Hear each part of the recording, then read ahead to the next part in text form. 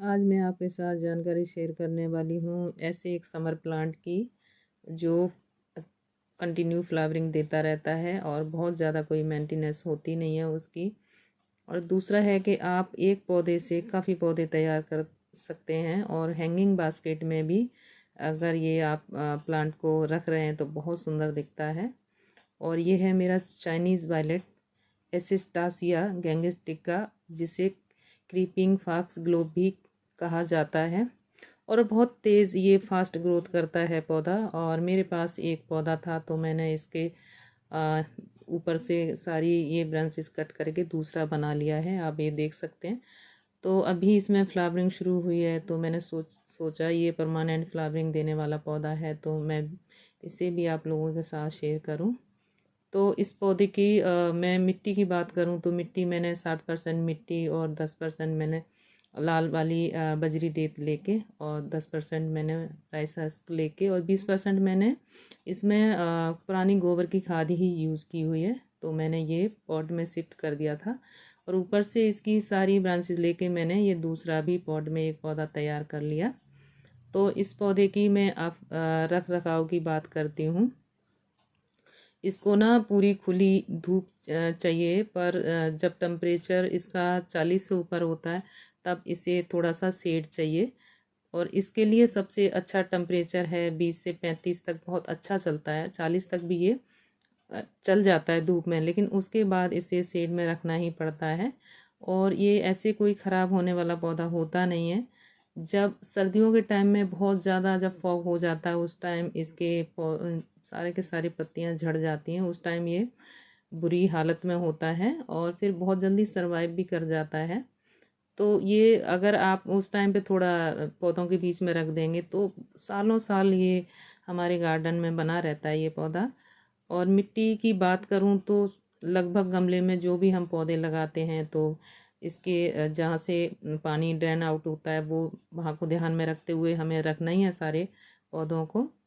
और बस टेम्परेचर इसका 20 से 35 तो इसे बहुत पसंद आता है। उसके बाद थोड़ा सा शेड में आप रख दें और हर 1.5 महीने में आप इसको गोबर की खाद, वर्मी कंपोस्ट कुछ भी आप देते रहें।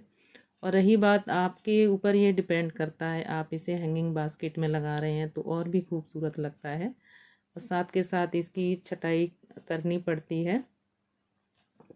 बाकी इसको आप कटिंग से बहुत आसान तरीके से काफ़ी पौधे बना सकते हैं। इसकी सीड भी होते हैं, उनसे भी आप इसके पौधे काफ़ी तैयार कर सकते हैं। तो ये बहुत अच्छा मुझे पसंद आता है। इसके फूल भी आप देख ही रहे होंगे अभी। ऐसे मैंने इसमें किसी पेस्ट अटैक को देखा नहीं है और बाकी मैं स्प्रे करती रहती हूँ तो हो सकता है मुझे ना पता चला हो। तो वैसे इसमें कोई पेस्ट अटैक होता नहीं है, बहुत अच्छा पौधा है ये। मैं सारे महीने 15 दिन में सभी पौधों पे स्प्रे करती हूँ। तो हो सकता है इसलिए भी नहीं, बाकी मैंने कभी भी इसमें कोई ऐसा नहीं देखा अगर किसी पेस्ट का अटैक हुआ हो। तो बहुत खूबसूरत प्लांट है और बहुत कम केयर पे चलने वाला पौधा है। बहुत कम देख रेख में चलने वाला ये पौधा होता है। बस आप इसकी अच्छी फ्लावरिंग के लिए हर 1.5 महीने में आप कोई भी वर्मी कंपोस्ट या गोबर की खाद डालते रहेंगे। और बस थोड़ा टेम्परेचर का ध्यान रखेंगे। 35 के बाद जब टेम्परेचर इसका बढ़ने लगे तो आप थोड़ा सा शेड में इसे रख दें। और बाकी कोई ऐसे कोई पेस्ट का भी अटैक इस पौधे पर होता भी नहीं है। तो बस बाकी मैं स्प्रे करती रहती हूँ सारे पौधों में, तो हो सकता है इसलिए भी नहीं मैंने देखा हो।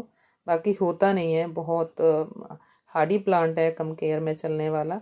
हालांकि हर नर्सरी पे ये मिलता नहीं है, आप रेयर ही होगा कभी कहीं किसी नर्सरी पे दिख जाए। हर नर्सरी पे ये चाइनीज़ वायलेट मिलता नहीं है, क्योंकि ये महाराष्ट्र या आप साउथ साइड जाएंगे तो जगह जगह ये मिल जाएंगे, लेकिन यहाँ कुछ प्लांट होते हैं जो मिलते नहीं हैं। परमानेंट पौधा है, ये सालों साल रहने वाला पौधा है।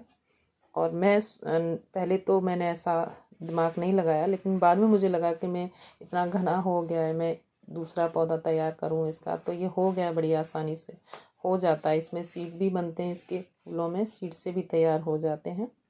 तो ये मेरी थोड़ी सी जानकारी थी चाइनीज़ वायलेट की। फिर मिलते हैं अभी किसी नई जानकारी के साथ।